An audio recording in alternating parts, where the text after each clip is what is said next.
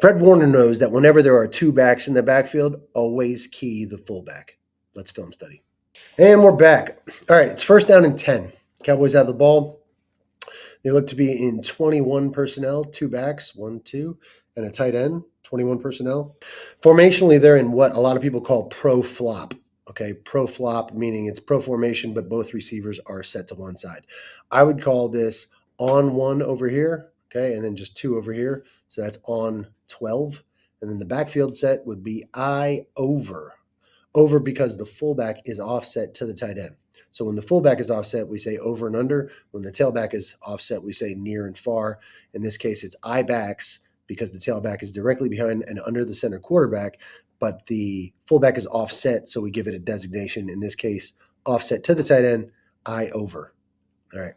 Now, the 49ers are in man coverage. Okay. So that makes this an 8-man box or 8-man spacing. You can tell because there's a single a single high safety, the free safety here. And everybody else is in the box. These guys are all manned up. All right. Now, we're going to go to the other angle here to watch how this fits up.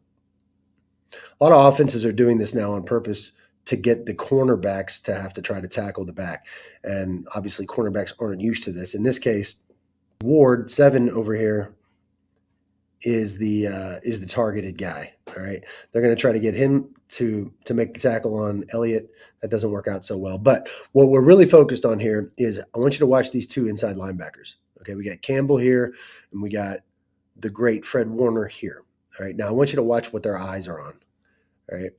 Now, a lot of people would be confused in this set. They might go with the tailback, right? The tailback's going to his left, our right. Looks to be going out here to this B gap, right? So you might think, well, we should all be headed to that B gap, or at least to our gap that's indicated by him going that side.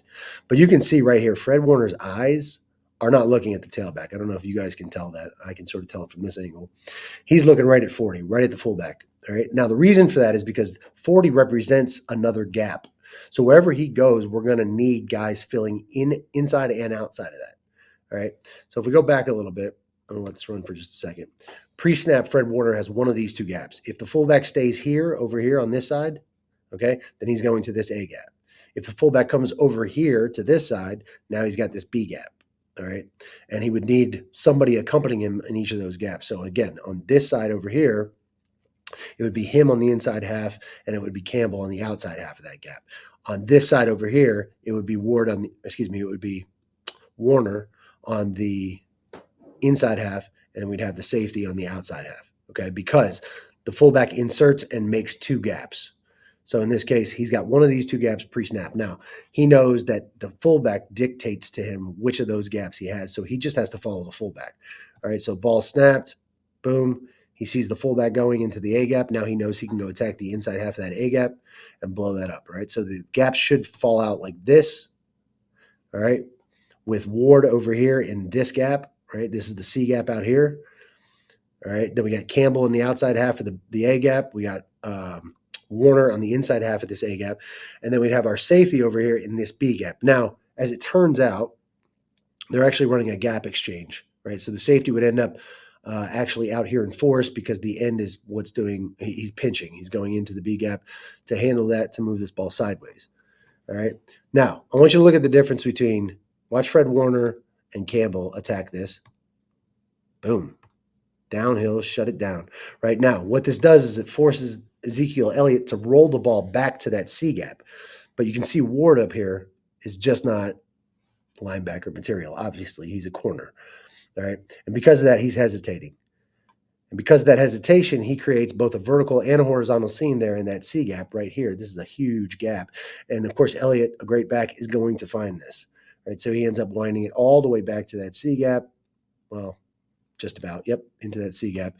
And because our defensive end is also, our 3 technique is also getting driven back, now we've got that vertical seam and a horizontal seam, and that's a problem. So the way this should shake out, all right, you see Warner and Campbell attacking 40. That's perfect.